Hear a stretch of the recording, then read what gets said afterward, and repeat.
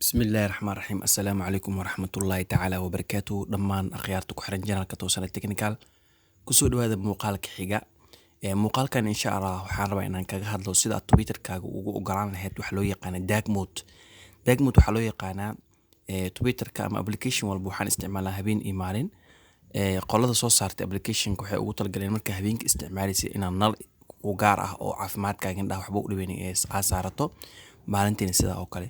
marka dark mode waxa waaye sida iftiinka ah habeenkii indhaha uu control lahayd oo iftiinka habeenkii saa u saar lahayd ayaan yacni sida loo aqbala ku tusaa insha Allah. marka hore waxaad furnaysaa Twitter-kaaga marka Twitter-ka furato qaybta sare ee sawirkaaga uu saaran yahay ayaa taawanaysaa. markaad taawato qaybta sare ee sawirkaaga uu saaran yahay waxaad ku xulinaysaa halka ay ku qoran tahay settings and privacy. marka aad taawato settings and privacy waxaa kusoo bixi doono listiyadan waxaad ku xulinay halka ay ku qoran tahay display and sounds.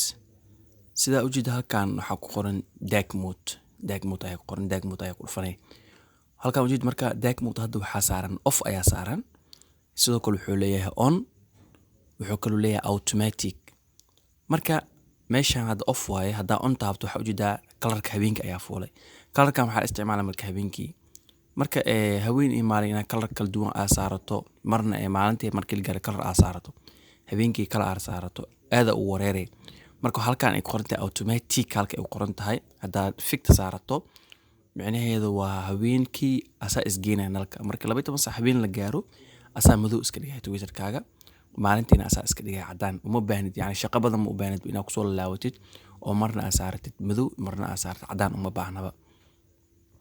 waa intaas aan jeclaystay inaan idin la wadaago. saas ayaa loo furtaa. fadlan janaalka daa ku cusubtaa subscribe saar, la wadaag asxaabtaada oo muuqaalku share garee.